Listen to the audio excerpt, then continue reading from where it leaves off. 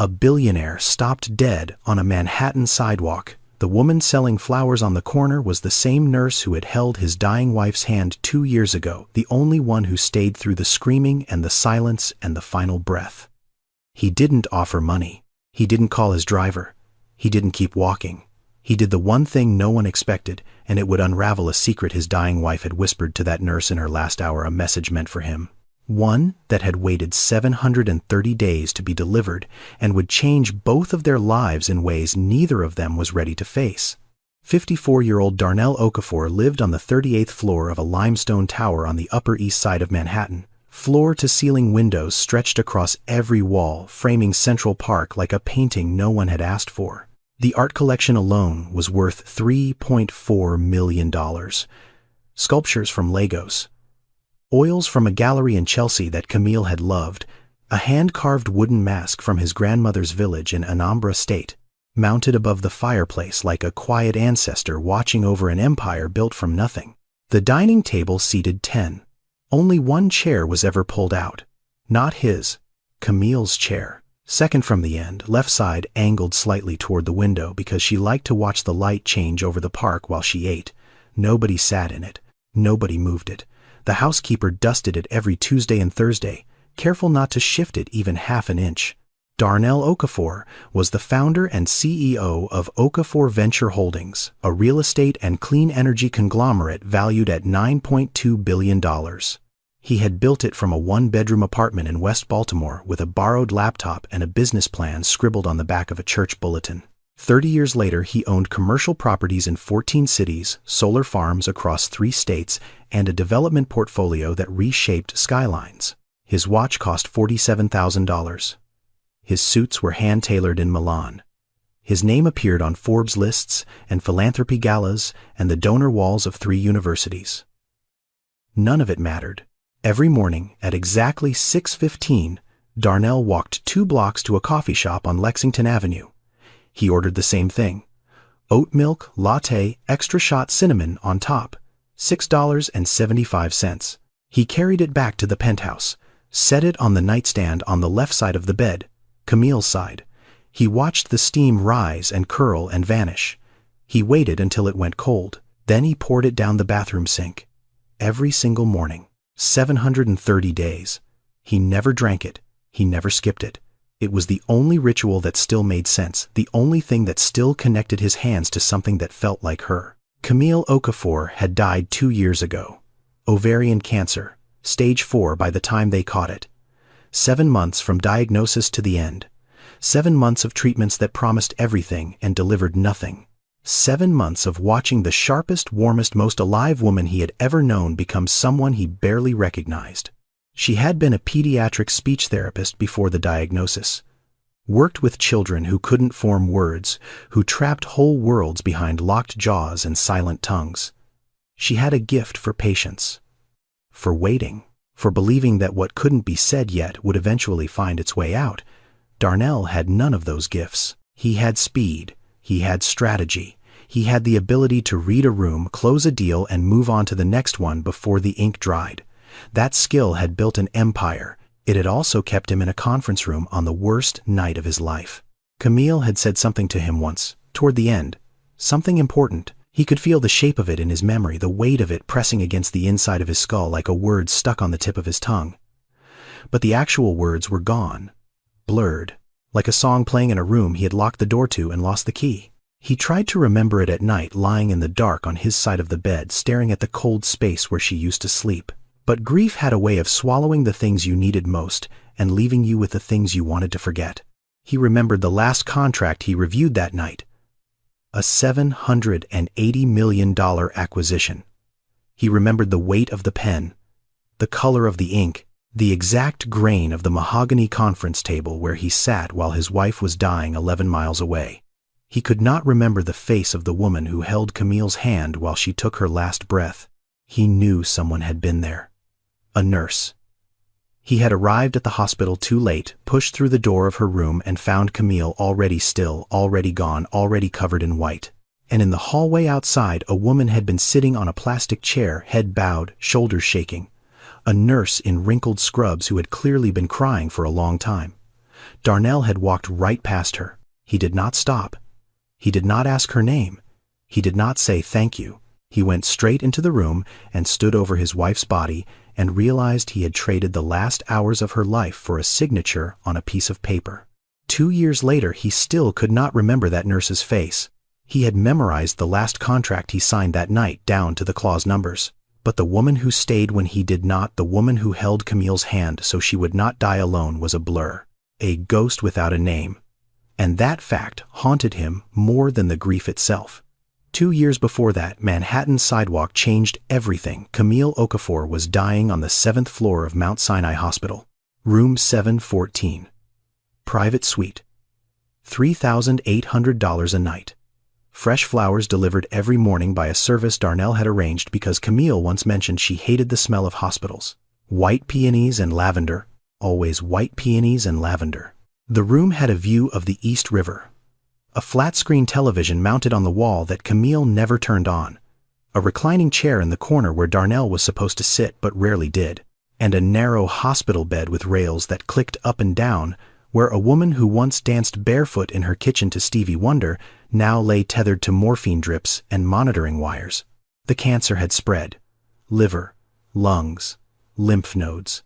The doctors spoke in careful language words designed to soften the unsoftenable. Camille knew. She had always been smarter than the room she was in. The nursing staff rotated in shifts. 4 hours on, 4 hours off. But as Camille entered her final weeks, the rotations thinned. The screaming came at night. Pain so deep that morphine only dulled the edges. She would cry out for hours, her body arching against sheets soaked with sweat, calling for Darnell, calling for her mother who had been dead for 11 years, calling for anyone. One by one, the nurses requested transfers. It was not cruelty, it was survival. Watching someone die slowly, loudly, with that kind of suffering, it eroded something inside the people who stood closest to it. By the final week, only one nurse remained. Jolene Baptiste, 32 years old. Born in Port-au-Prince, raised in Flatbush, Brooklyn. Single mother to a 6-year-old boy named Nico, who was staying with her mother Marie in a 2-bedroom apartment in East New York. Jolene had been a registered nurse for 9 years. She worked nights because the pay differential helped cover daycare. She took the shifts no one else wanted because she could not afford to say no. But she stayed with Camille for a different reason. She stayed because she could not leave a woman to die alone.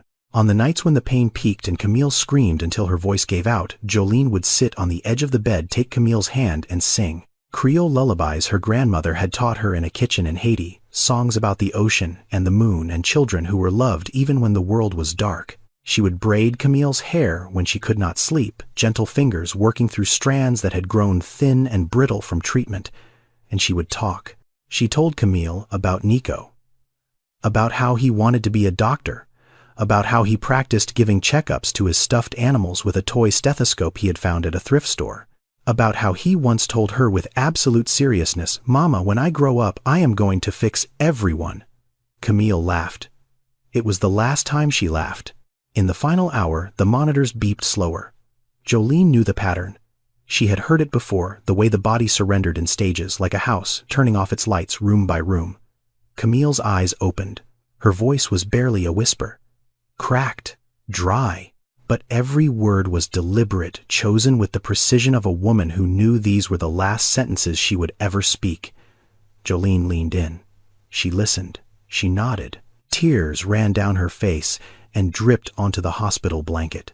She never told anyone what Camille said. Not the doctors, not the other nurses, not Darnell, who was 11 miles away in a glass-walled conference room, pen in hand, finalizing a $780 million acquisition while his wife whispered her last words to a stranger. At Très Tall AM, Jolene's hand was the one Camille held when her heart stopped. At 3:12 a.m., Darnell's hand was wrapped around a Mont Blanc fountain pen worth $900, pressing ink into paper that would be forgotten by the next quarter. The phone rang at 3:14 a.m. Darnell answered on the second ring. His body went still. The pen dropped. It rolled across $45,000 worth of mahogany and fell to the floor without a sound. He arrived at the hospital at 3:51 a.m. 39 minutes too late. Camille had already been covered. The machines had already been silenced. The room smelled like antiseptic and lavender and something else, something final like the air after a candle goes out. In the hallway, a nurse sat on a molded plastic chair, her scrubs wrinkled, her head bowed, her shoulders trembling with the kind of crying that had no sound left in it. She had been there for hours. She had sung and braided and held and listened and stayed. Darnell walked past her. His shoes clicked on linoleum. His eyes were fixed on the door. His mind was already breaking apart, already trying to reassemble itself around a world that no longer contained Camille. He walked past the only person who had been there when he should have been, and he never looked back. The months after Camille's death did not destroy Jolene all at once. They dismantled her piece by piece, the way water eats through stone, slow and invisible until the whole foundation is gone. She went back to work 3 days after the funeral. There was no choice. Rent was $1,700 a month. Nico needed school supplies. Marie's blood pressure medication cost $240 every refill. Grief was a luxury Jolene could not afford. But the damage had already started. She could not sleep. Every time she closed her eyes, she heard the monitors. The beeping. The silence after the beeping stopped. She heard Camille's voice, that final whisper, the words she had promised to carry and could not set down. Her hands began to shake during blood draws. Her focus drifted mid-shift. She would stand in the medication room holding a syringe and forget for 3 or 4 seconds where she was. 3 or 4 seconds that felt like falling. 8 months after Camille's death, Jolene made a mistake. She miscalculated a dosage, entered 4 milligrams instead of 0.4 on a pain management chart. The patient was not harmed. The error was caught by a pharmacist before administration. But the incident report was filed. The review board convened. And Mount Sinai, the same hospital where Jolene had held a dying woman's hand through the worst night of both their lives, terminated her employment. Effective immediately. No severance, no letter of recommendation. Her nursing license was placed under temporary suspension, 18 months before she could even apply for reinstatement. The word they used was negligence. The word they should have used was exhaustion. 3 months after losing her job, Marie had a stroke. She survived, but the left side of her body went quiet. She could not cook, could not climb stairs, could not watch Nico while Jolene looked for work. The doctor said she needed full-time care. Jolene found a nursing home in Queens, $4,200 a month. Her savings account held $2,340. The math did not work. It never works for people like Jolene.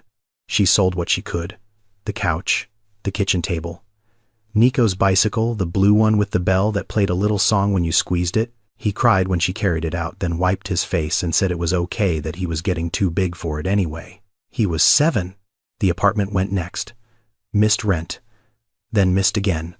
The landlord filed eviction papers on a Tuesday. By Thursday, Jolene and Nico were standing in the intake line at a family shelter on West 95th Street with 2 suitcases and a backpack shaped like a dinosaur. Nico looked up at the fluorescent lights, the cinder block walls, the rows of cots separated by hanging sheets. "Mama, is this like a sleepover?" Jolene swallowed something sharp that had lodged in the back of her throat. "Yeah, baby. A really long sleepover." She started buying flowers at 4 in the morning from the wholesale market in Chelsea. Roses, tulips, daisies, whatever was cheapest that day. She bundled them into small bouquets, filled a plastic bucket with water, and carried them on the subway to a corner near Central Park at 72nd and Columbus. She sold them for $5 to $7 each. On a good day, she made $19. On a bad day, $8. On a rainy day, nothing. Nico sat beside her on an upturned milk crate, doing homework on a flattened cardboard box, his pencils lined up neatly in a row because Jolene had taught him that even when the world fell apart, you kept your things in order. Their lunch cost $7.50. 2 sandwiches and a bottle of water from the bodega on the corner. They split the water. 14 blocks south, Darnell Okafor sat alone at a corner table in Per Se. The tasting menu was $350 per person. He ordered wine he did not drink. He watched the candle flicker. He thought about nothing and everything, and the woman whose chair he still could not bring himself to push in. 2 people separated by 14 blocks and 2 years of silence. One drowning in wealth, the other drowning in its absence. Neither knew the other was still carrying the weight of the same night, the same room, the same final breath that had changed both of their lives forever. Darnell Okafor decided to walk. It was the second anniversary of Camille's death, and for reasons he could not explain, he did not want the car, did not want the leather seats, or the tinted windows, or the silence of a driver who knew better than to speak. He wanted pavement under his feet. He wanted noise. He wanted the city the way Camille had loved it, loud and impatient and alive. The late afternoon sun cut sideways through the gaps between buildings on Central Park West, throwing long gold bars of light across the sidewalk. Traffic crawled. A pretzel cart steamed on the corner of 72nd, the smell of warm salt mixing with exhaust and early spring air. Leaves barely green clung to the branches above the park wall like they were still deciding whether to trust the season. Darnell walked south. His coat was cashmere, his shoes were Italian. His mind was in a hospital room 2 years and 1,000 miles behind him. He needed flowers, white peonies, Camille's favorite. She used to buy them every Saturday from a bodega in Harlem when they were young and poor, and sharing a studio apartment with a radiator that clanked like a heartbeat. She would arrange them herself, always the same way. White peonies. One sprig of lavender, crossed on the left side, tucked between the stems at an angle that made no sense to anyone but her. He spotted the flower stand from half a block away. A plastic bucket on the sidewalk. Bundles of roses, tulips, daisies wrapped in cellophane and newspaper. A woman sat behind them on an upturned crate, her jacket thin for March, her hands rough and reddened.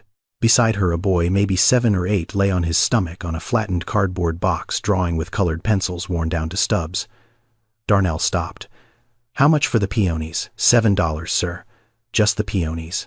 Nothing else. She reached into the bucket without looking up. Her fingers moved quickly, practiced pulling stems and shaking off water. She wrapped them in brown paper, and then she did something that made no sense. She reached into a small jar beside her crate, pulled out a single sprig of lavender and tucked it into the bouquet, on the left side, crossed over the stems. At an angle, Darnell took the flowers, handed her a $50 bill. "Keep it." She looked up to protest. Their eyes met. Jolene's hands stopped moving. Her lips parted slightly. The color left her face like a tide pulling out. She recognized him instantly, completely, the way the body remembers a car accident years after the glass has been swept away.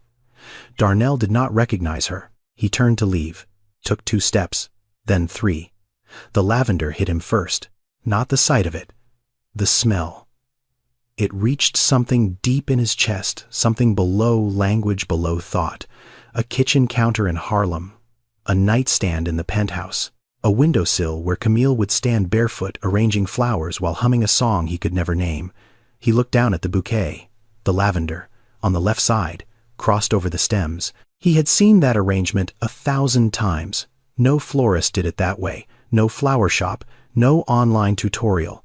It was Camille's way, her invention, her small private ritual that she never explained to anyone, except maybe the person who had watched her closest in those final days. Darnell turned around slowly. The woman was staring at him. Her eyes were wet but steady. She was not crying. She was holding herself perfectly still, the way a person does when any movement might break something that cannot be repaired. "The lavender," Darnell's voice came out low, almost a whisper. "You put it on the left side, crossed over the stems." She said nothing. "How did you know she liked it that way?" Silence. The boy looked up from his drawing, brown eyes, curious, unafraid. "Mama, do you know this man?" Jolene's hand found the boy's shoulder, a reflex, protective, primal. "Yes, baby. I knew his wife." The word hit Darnell like a fist wrapped in velvet. Wife. Present tense flipped to past in someone else's mouth, and it still cut every single time. He looked at Jolene. Really looked. Past the thin jacket and the cracked hands and the weariness pressed into every line of her face. He looked at the plastic bucket, the cardboard box, the colored pencils worn to nothing, the boy doing homework on a sidewalk because there was nowhere else. And then the memory surfaced. Not her face, her hands. Hands wrapped around Camille's fingers in a hospital bed. Hands that were there at 3:12 a.m. when his were holding a pen. The same hands. now red and split from thorns and cold water and 14-hour days selling $7 bouquets on a Manhattan sidewalk. Something shifted behind his ribs. Not pain this time. Not grief. Something sharper. Something worse. Shame. Darnell did not walk away. He looked at the sidewalk. Dirty. Gum-stained. Cracked. Then he sat down on it anyway, his $5,200 Tom Ford suit pressing into concrete that hadn't been cleaned since winter. His knees cracked. His back protested. He didn't care. He sat next to the bucket of flowers like a man who had forgotten how to stand in the world he'd built and was trying to remember how to sit in someone else's. You were there. That last night, Jolene's jaw tightened. Yes, I came too late. By the time I arrived, she was already gone. And you were in the hallway, sitting on that plastic chair. I walked right past you. I remember, Jolene said quietly. I didn't even ask your name. You had other things on your mind. That's not an excuse. Darnell's voice broke slightly at the edges, like a door that had been closed too hard too many times. That is not an excuse. A taxi honked 3 times in rapid succession. Nico turned a page in his notebook. A petal from a yellow rose broke loose in the breeze and drifted onto the sidewalk between them. I need to know what happened, Darnell said. After that night, to you. How did you end up here? Jolene stiffened. I'm fine, Mr. Okafor. We're fine. You're selling flowers in March with no gloves, and your son is doing math on cardboard. That is not fine. I'm not saying that to be cruel. I'm saying it because I was not there that night and you were. And I think I owe you at least the truth about what happened. Jolene stared at the bucket for a long time. I lost my position at the hospital, she said finally. Made a mistake on a chart. Got let go. Then my mama got sick. Stroke. She needs full-time care now. The bills came faster than I could keep up. We lost the apartment. Been at the shelter on 95th when there's room. This, she gestured at the flowers, is what I can do for now. It's honest. Nico eats every day. We're making it. She said it the way soldiers describe a battle. Flat. Factual.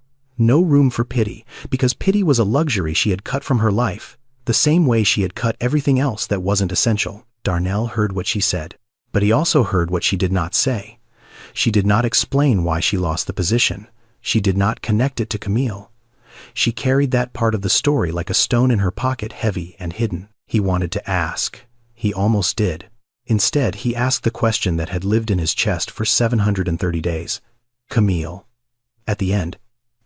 Did she say anything? The air between them changed. Something tightened. Something old and sacred and fragile. Jolene's eyes closed for half a second. When they opened, they were steady but full. She said something Jolene said carefully. But it wasn't for me to carry. It was meant for you, and I don't think a sidewalk is the right place. Darnell's throat locked. Camille's voice flickered in his head again. Closer now. Clearer. Like someone calling his name from the end of a long hallway, but still not close enough to hear the words. Nico tugged on his mother's sleeve. Mama, this one broke. He held up a daisy with a bent stem, the petals drooping but still white. Then he turned to Darnell and extended it with absolute seriousness. It broke, but it still smells good. You can have it. Darnell took the flower. His hand trembled. Thank you, he said. His voice came out rough. Undone. He looked at Jolene. Let me help. Please. Whatever you need. Jolene shook her head immediately. I didn't stay with your wife, so you'd owe me, Mr. Okafor. I stayed because she needed someone. That's what nurses do. That's what people do. I don't want your money. I don't want a debt repaid. I just want to sell my flowers and take care of my son. Darnell studied her face. Dignity lived there, fierce and unbroken, the same way he'd once seen it in Camille's eyes when the doctors told her the treatment wasn't working and she had simply nodded and asked what time dinner was. He stood up, brushed off his pants, looked at the bucket. How many bouquets do you have left? Jolene blinked. Maybe 30. I'll take all of them. Mr. Okafor, that's $180 worth of flowers. You don't need 30 bouquets. It's not charity. Darnell pulled out his wallet. Camille loved flowers. Every kind. Consider this, me buying them for her. Jolene opened her mouth, closed it. She looked at Nico, who was watching the exchange with wide, careful eyes. She took the money. Darnell gathered the bouquets in his arms, roses and tulips and daisies and peonies, spilling over his cashmere sleeves, water dripping onto his shoes, petals catching in the March wind. He looked ridiculous. He knew it. A billionaire, standing on a Manhattan sidewalk, holding 30 bouquets of bodega-grade flowers, like a man who had just proposed to an entire city. He had no idea where to put them, but he knew one thing with absolute certainty. He was coming back. Day 3. Tulips and a nod. Darnell arrived at 72nd and Columbus at 8:30 in the morning, the earliest he could slip away from the apartment without his assistant asking questions. Jolene was already there.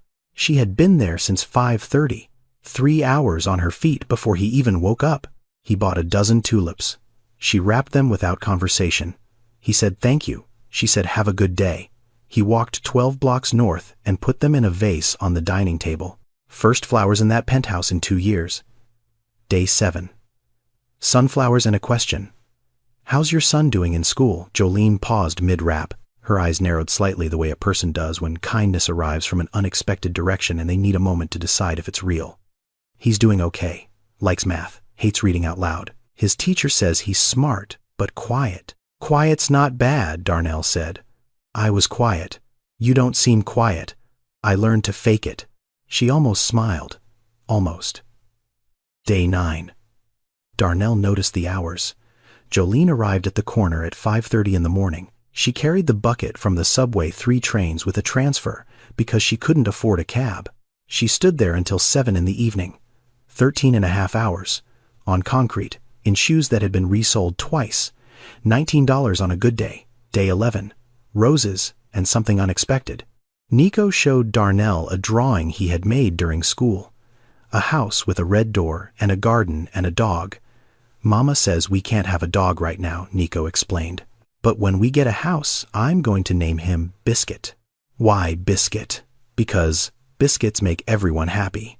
Darnell laughed. Actually laughed? The sound came out rusty and uncertain like a machine starting up after years in storage. Jolene stared at him, then she laughed too. Short and surprised like she had forgotten she could. It caught them both off guard. Day 14. Darnell noticed the shoes. Nico wore sneakers that had been white once.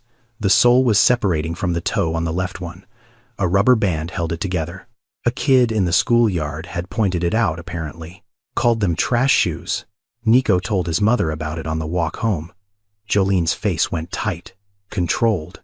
The kind of tight that only a parent knows the rage at a world that punishes your child for being poor, swallowed down because there is nothing you can do about it that a $7 bouquet can fix. But Nico shrugged.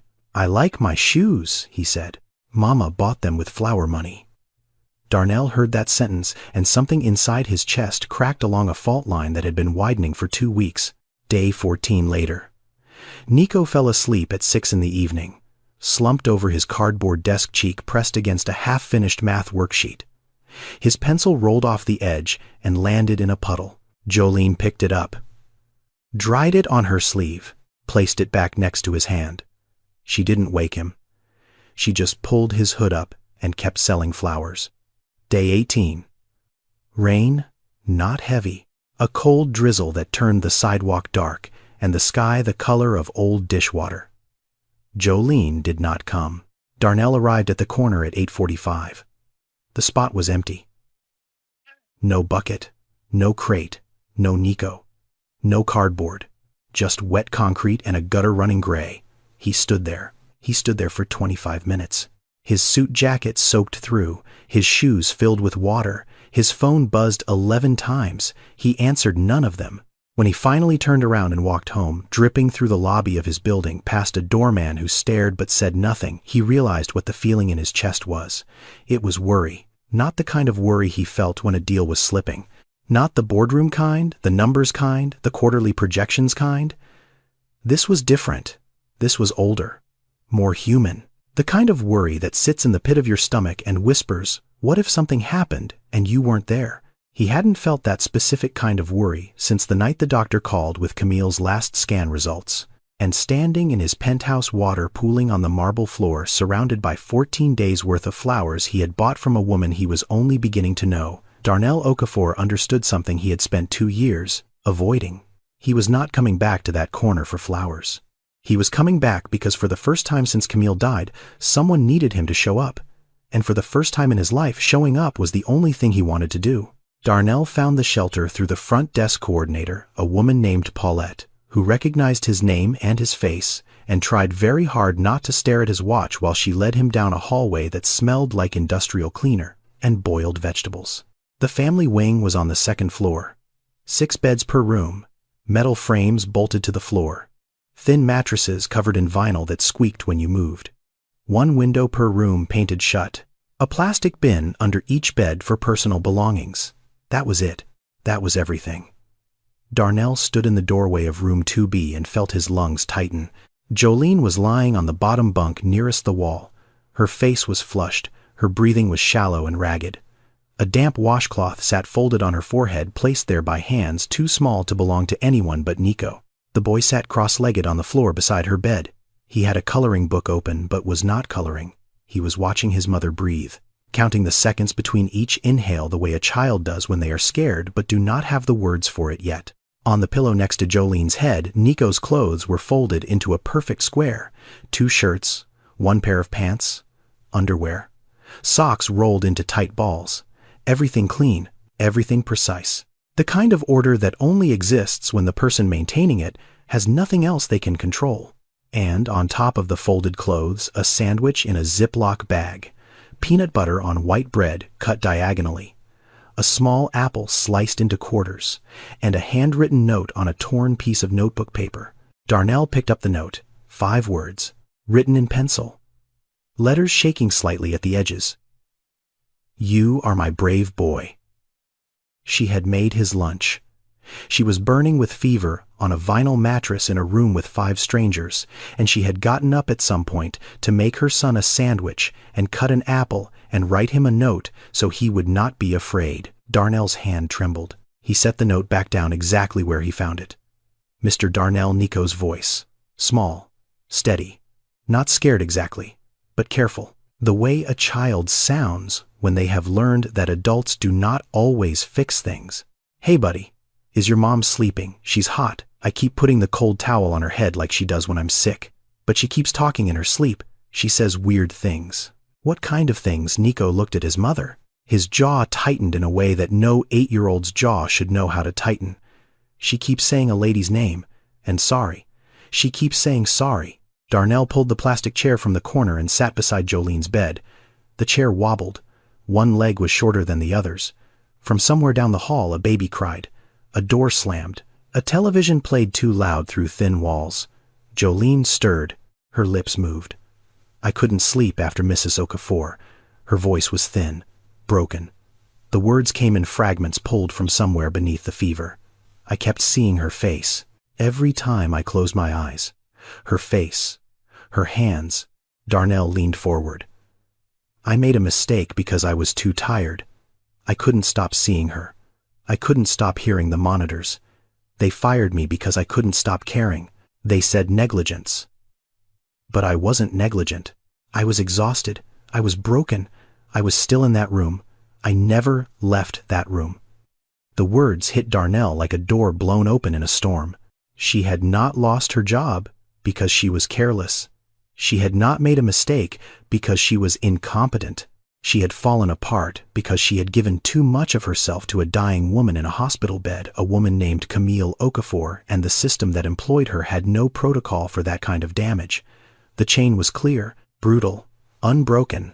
Jolene stayed with Camille. Jolene absorbed the trauma of watching her die. Jolene could not sleep. Jolene's hands shook. Jolene miscalculated a dosage. Jolene was terminated. Jolene lost her income. Jolene's mother had a stroke. Jolene lost her home. Jolene ended up on a sidewalk selling flowers. Because she had cared too much. Because she had stayed. Because she had done what Darnell should have done. Camille's voice surged in his head, louder now, urgent. Not words yet, just a sound, a pressure, like someone pounding on a door from the inside. Darnell reached out and took Jolene's hand. Her fingers were burning hot, rough, cracked at the knuckles. The same fingers that had braided Camille's hair and held her hand through the last hour and arranged lavender in peonies on a sidewalk 2 years later. He sat there, in a plastic chair with a broken leg, in a room that smelled like bleach and defeat, holding the hand of a woman who had lost everything because she had loved his wife more than a job required. If this story is reaching you, take a second to subscribe and share it. Now let's continue. For the first time, the billionaire was on the other side of that bedside. Not the one with the money, not the one with the power, the one who could do nothing but sit and hold on and hope it was enough. And he understood something that no amount of wealth had ever taught him. Helplessness was not about lacking money. It was about arriving too late. Darnell made phone calls from the hallway of the shelter, while Nico slept on the floor beside his mother's bed, his small hand resting on her arm like an anchor. The first call was to a healthcare attorney named Claudia Reese. $38,000 in legal fees.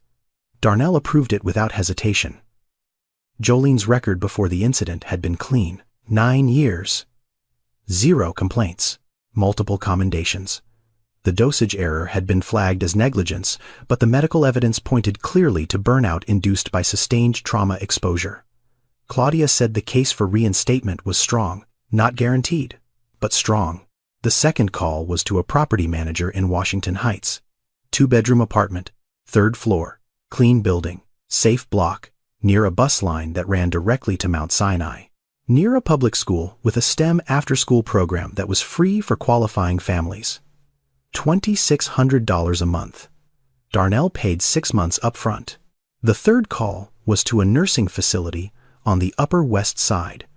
$5,100 a month. Better staff ratio, better physical therapy program, a garden where residents could sit in the afternoon. He arranged for Marie's transfer by the end of the week. The fourth call was to Nico's new school. He confirmed enrollment, asked about the after-school program, asked if they had counseling services. They did. He made a note to follow up. He did not ask Jolene's permission. He knew what she would say. When Jolene woke up 2 days later, the fever broken, her body still weak but her mind sharp, Nico was the one who told her. Not Darnell. Darnell had not come back since the night at the shelter. He had left instructions with Paulette and sent everything through intermediaries. But the paperwork was on the plastic chair beside her bed. Apartment lease, school enrollment, legal retainer agreement, nursing home transfer authorization. All signed, all paid, all in her name. Jolene read every document. Slowly, carefully, the way a person reads a contract when they have learned that the fine print is where the trap lives. Then she picked up the phone and called the only number on the contact sheet. Darnell answered on the second ring. Who gave you the right? Jolene's voice was low, controlled, but the edges were trembling. I am not a project, Mr. Okafor. I am not your guilt relief. I am not some broken thing you get to fix so you can sleep better at night. I didn't stay with your wife so you could save me and feel better about yourself. Darnell was silent. She kept going. I have been taking care of myself and my son for 8 years. Alone. No father, no family, no safety net. I have worked double shifts and skipped meals and slept on floors and sold flowers in the cold for $7 a bunch. I did that. Me. And I did not ask for help. Not from the hospital, not from the city, not from you. Do you understand? I understand, Darnell said quietly. Then, why did you do this without asking me? Because you would have said no. That is my right. Yes, it is. Silence, long, heavy. A siren passed somewhere outside the shelter window. Nico appeared in the doorway. His eyes were wide. Mama, why are you yelling? Jolene's face changed instantly. The anger folded inward, tucked away behind the part of her that was always a mother first. I'm not yelling, baby. I'm just talking. Go finish your drawing, okay? Nico left, slowly, looking back twice. Jolene returned to the phone. Her voice was lower now. Strained. Darnell spoke before she could. You are right. About all of it. This is not about making me feel better. Because nothing will make me feel better. Camille is gone. She is not coming back. No apartment, and no lawyer, and no amount of money will change that. But she would have been alone that last night if you had not stayed. She would have died with no one holding her hand. That was supposed to be me. I was supposed to be there. And I wasn't. I was in a conference room signing a piece of paper that I cannot even remember now. I failed the only person who ever mattered to me. The least I can do, the very least, is not fail twice. Jolene was quiet for a long time. This doesn't fix what happened, she said finally. No, it doesn't. And I don't owe you gratitude. No, you don't. And if I take this, it's not for me. It's for Nico. Everything I have ever done is for him. I know, Darnell said. I saw it in the sandwich, in the note you wrote, in the way you fold his clothes when you can barely stand. Jolene's breath caught. And for your wife, she said, quieter now, almost a whisper. She asked me to take care of him. I can't do that from a shelter. Darnell's chest seized. She asked me to take care of him. The words landed like stones dropped into still water, rippling outward in directions he could not yet follow. He did not ask what Camille had said. Not yet. Not like this. But the shape of it was forming, slowly.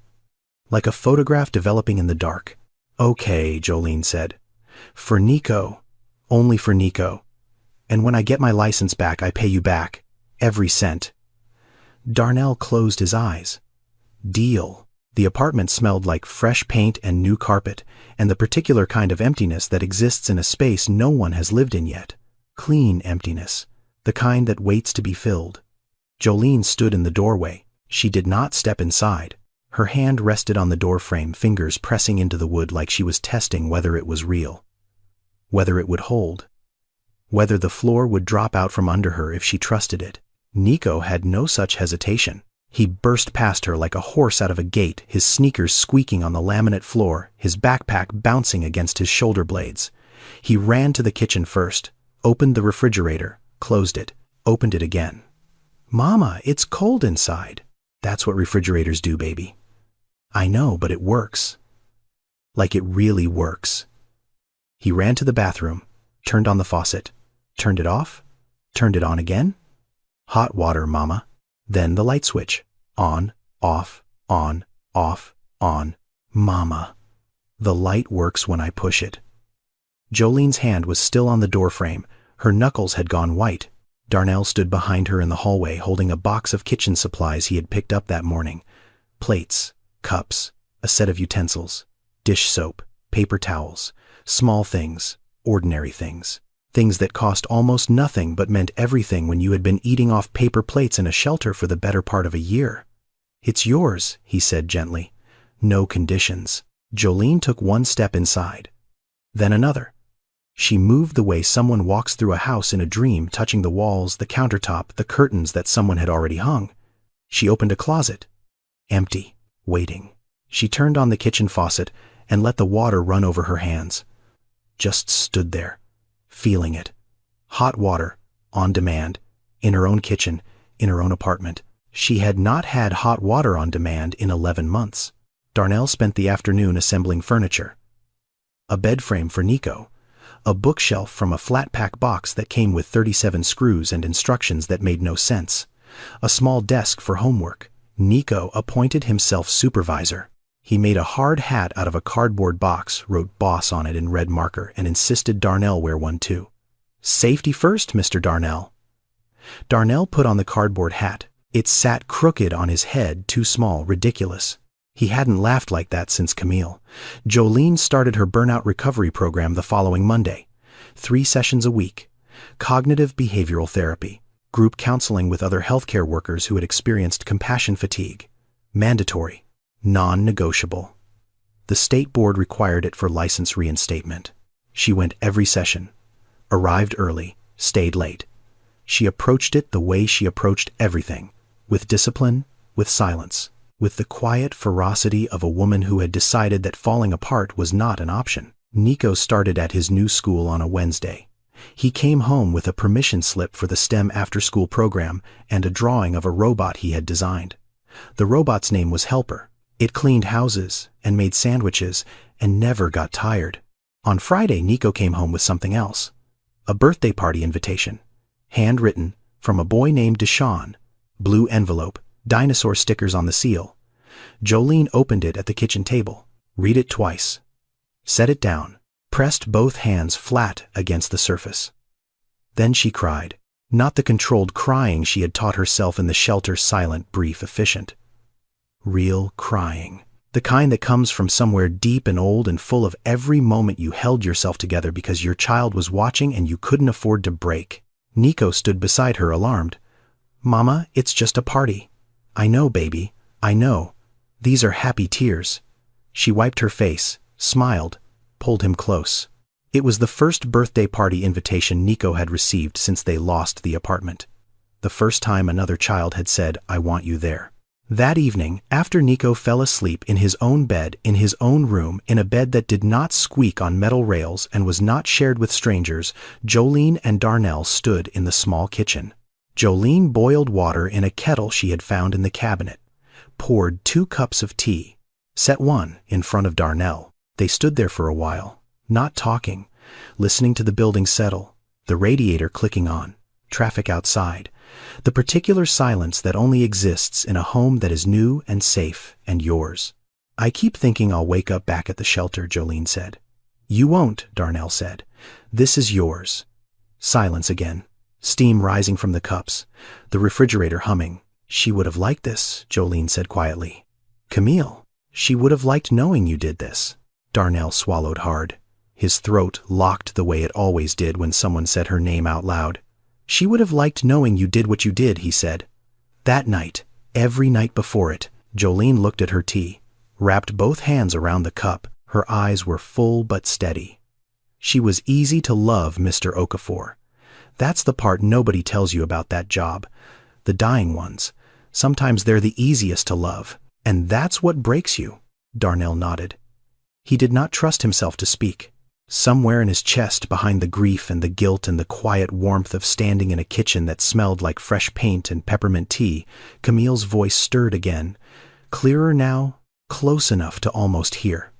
Like someone standing just outside a door waiting to be let in. But not yet. Not yet. 3 months later, the apartment smelled like jollof rice, and something sweet and fried that Darnell could not name but had learned to love. Jolene's griot, pork shoulder marinated in citrus and Scotch bonnet fried until the edges went dark and crisp. She made it every Friday now. Nico's favorite. Darnell brought the rice, his mother's recipe, tomato paste habanero, smoked paprika bay leaves, and a patience he did not possess for anything else in his life. They ate at the kitchen table.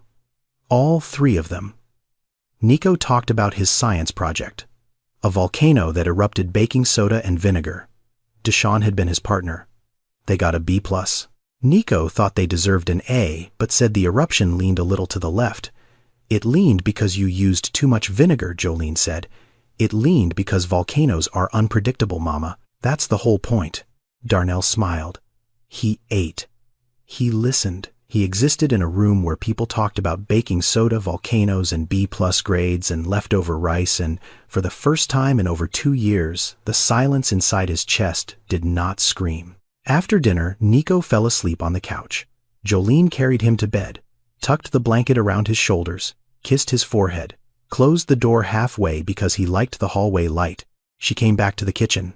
Darnell was washing dishes. She picked up a towel and dried. They stood side by side for a while, water running, plates clinking, the ordinary machinery of a life being lived. Then Jolene set the towel down. I think it's time, she said. Darnell turned off the faucet. He knew what she meant. He had known for weeks that this moment was coming. He had felt it building the way you feel a storm approaching, not in the sky, in your bones. Jolene sat down at the table. Darnell sat across from her. The kitchen light hummed above them. The refrigerator clicked. The building settled. That last night, Jolene began. Her voice was slow, careful. Each word placed like a foot on ice. Your wife woke up around 2 in the morning. She had been asleep for hours. The morphine was high. I didn't think she'd open her eyes again, but she did. She looked at me. And she was clear. I mean, really clear. Like the fog had lifted just long enough for her to say what she needed to say. Jolene paused. Her hands were folded on the table. Her knuckles were no longer cracked. But the memory still lived in her fingers. She said, "Tell Darnell something for me." Darnell stopped breathing. She said, "Tell him don't let the money make him forget how to love." The words landed in the kitchen like stones dropped from a great height. Tell him to find someone who needs him. Not his money, not his name, just him. Jolene's voice trembled but held. Tell him grief is not loyalty, living is. Darnell's hands were flat on the table. His jaw was locked. His eyes were open, but he was not seeing the kitchen anymore. He was seeing a hospital room, a bed, a woman who had known she was dying and had spent her last breath not saying goodbye but giving him permission. Grief is not loyalty. Living is. The door he had locked for 2 years finally opened. And her voice filled the room, not as a ghost, not as a memory, as permission, clear as water, warm as the hand that used to touch his face in the morning and say, "You're going to be late, but I love you anyway." Jolene wiped her eyes. She said one more thing. "Not to you. To me." Darnell looked up. She held my hand. And she said, "Take care of yourself, sweetheart. Promise me you won't give so much that there's nothing left." The irony sat between them like a broken thing neither could fix. Camille had asked Jolene to protect herself, and Jolene had done the exact opposite. She had given everything. Her sleep, her steadiness, her career, her home. She had given until there was nothing left, and the system that should have caught her had let her fall. Darnell tried to speak. His mouth opened. Nothing came out. His throat had closed, completely sealed shut, by something that had been building for 730 days. Then it broke. He cried. Not the controlled kind, not the boardroom kind where you clench your jaw and blink and move on. This was the kind of crying that comes from the floor of yourself, from the basement of every loss you refused to look at. Every morning you poured cold coffee down the sink. Every night you lay in the dark and pretended the empty side of this bed didn't scream. He cried for Camille, for the night he missed, for the words he never heard, for the chair at the dining table that no one sat in, for the woman who had loved him enough to spend her last breath telling him to keep going. Jolene did not move. She let him. She understood what this was.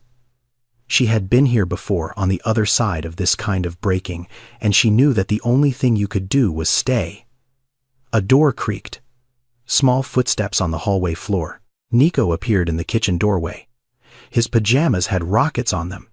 His eyes were half closed, still foggy with sleep. He did not ask what was wrong. He did not speak at all. He walked to Darnell, climbed into his lap, wrapped his arms around the man's neck, and held on. He smelled like soap and peanut butter and something Darnell could not name. Safety, maybe? Or trust? Or the particular warmth of a child who has decided without logic, without conditions, without explanation, that you are someone worth holding on to. Darnell wrapped his arms around the boy, his face buried in Nico's shoulder, his body shaking, and in that kitchen, in that apartment, in that moment, Camille's voice went quiet, not because it was gone, but because it had finally been heard. Grief is not loyalty. Living is. 1 year later, Darnell Okafor stood at a podium in a ballroom at the Waldorf Astoria. 400 people in the audience. Investors, hospital administrators, politicians, journalists, philanthropists in evening gowns and tailored suits, holding champagne glasses and name tags, and the particular expression of polished interest that wealthy people wear at charity events. Darnell wore a dark suit, no tie. He had stopped wearing ties 6 months ago. Camille had always hated them, said they made him look like he was trying too hard to be someone he wasn't. Behind him, a screen displayed 5 words in white letters on black. The Camille Okafor Foundation. He gripped the edges of the podium, looked out at the room, then spoke. "We celebrate doctors," he said. "We build statues for generals and politicians. We name buildings after CEOs and donors who write checks large enough to put their names on walls. But the nurse who holds your mother's hand at 3 in the morning when no one else will? The aide who cleans up after the worst hours of someone's worst day? The caregiver who absorbs your family's grief so you don't have to carry all of it alone? We forget her name by morning." The room was silent. This foundation exists because one nurse stayed. One nurse held my wife's hand on the night she died. She sang to her. She braided her hair. She stayed when everyone else left. And the system that employed her punished her for it. She lost her job. She lost her home. She lost everything, not because she failed at her work, because she cared too much. And the system we built has no protocol for that kind of damage. He paused. The Camille Okafor Foundation for Healthcare Workers will provide emergency financial support, mental health services, and legal advocacy for nurses, aides, and caregivers who have been broken by the weight of caring for others. $12 million in initial funding. No applications. No bureaucracy. No forms that make you prove you're suffering enough to deserve help. Just support extended with dignity to people who gave everything and got nothing in return. He looked at the front row. Jolene sat there. She wore a navy blazer she had bought with her first paycheck from Mount Sinai, where she now worked in patient advocacy, the same hospital that had fired her 2 years ago. Nico sat beside her in a small gray vest and new shoes. He was drawing in a notebook. Robots. Always robots. And I want to introduce the co-director of this foundation, Darnell said. Because I don't need another executive. I don't need another consultant with a degree and a spreadsheet. I need someone who has lived it. Someone who knows what it feels like to give everything you have and watch the system forget you exist. Jolene Baptiste. Jolene stood. The room applauded. She did not wave. She did not smile the way people smile at galas. She stood straight, her hand on Nico's shoulder, and she nodded once. The nod of a woman who had earned her place not through connections or credentials but through survival. After the speeches, after the handshakes and the photographs and the champagne toasts, Darnell found them outside near the fountain in front of the hotel. Nico was throwing pennies into the water. Mr. Darnell. Yeah, buddy, does this mean more mamas like mine won't have to sell flowers? Darnell knelt down. Eye level, the way he always did with Nico now. That's exactly what it means, little man. Nico thought about this, nodded, then tilted his head. Good. Because Mama's flowers were pretty, but she's prettier when she's not tired. Jolene pressed her hand over her mouth. Her eyes filled. She turned away, then turned back, let the tears fall openly. Darnell put his hand on Nico's head, and for a moment in front of a fountain filled with pennies and wishes, everything was exactly right. On a Sunday morning, in early October, Darnell Okafor walked through the Chelsea flower market with a nurse and a 9-year-old boy. The market was loud. Vendors shouting prices, water splashing on concrete. The smell of cut stems and wet soil and something green and alive. Buckets of roses and orchids and lilies lined the aisles like a parade of color. Jolene knew this place. She had come here in the dark. 4 a.m, cold hands, empty stomach. Buying whatever was cheapest, stuffing bundles into a plastic bucket, hauling them on the subway to a corner where she would stand for 13 hours and sell them for $7 each. Now she walked through the same aisles in daylight. Nico held her hand. He pointed at everything. Those are big, he said, gesturing at a bucket of sunflowers. You want some. They always look happy. Even when it's raining. She bought him 3 sunflowers. He carried them like a torch petals bouncing with each step. Darnell found the peonies, white ones. He asked the vendor for a sprig of lavender, tucked it in himself, left side, crossed over the stems. The way Camille liked. They drove to the cemetery in Westchester. Quiet ride, windows down, October air cool and clean. Camille's headstone was simple, white marble, her name, the dates, and underneath a line she had chosen herself before she died. I was here. I was loved. That was enough. Darnell set the flowers down. White peonies and lavender. He knelt on the grass, pressed his palm flat against the stone. I heard you, he said. His voice was quiet, steady. Finally. I heard you, Camille. I'm living. I found someone who needed me. Not my money. Not my name. Just me. You were right. You were always right. Jolene stood behind him. She did not speak. She placed her hand on his shoulder. Light, steady, present. Nico stepped forward. He set one sunflower on the grave. Carefully, the way a child handles something precious. For Mrs. Camille, he said. Mama says she was really nice. Darnell closed his eyes. The wind moved through the trees. Somewhere in the distance, a church bell rang. The people who care for us in our darkest hours are rarely the ones we remember to care for in return. Jolene Baptiste held a dying woman's hand and lost everything. Darnell Okafor built an empire and lost the only thing that mattered. But when they found each other again on a sidewalk surrounded by flowers, they discovered something that no amount of money could buy and no amount of grief could destroy.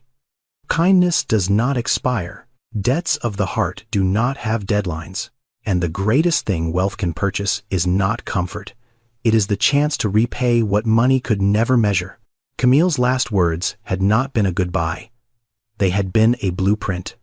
Grief is not loyalty. Living is. And finally, 2 years, 1,000 flowers, and 1 sidewalk later, they were all living. A billionaire, a nurse, and a little boy walking through a flower market on a Sunday morning, each carrying a bouquet, each carrying a second chance, each carrying the quiet proof that love outlasts everything, even death. Thank you for watching. If this story moved, you take a moment to subscribe, share it with someone who needs to hear it, and remember the people who care for you deserve to be cared for too. See you on the next one.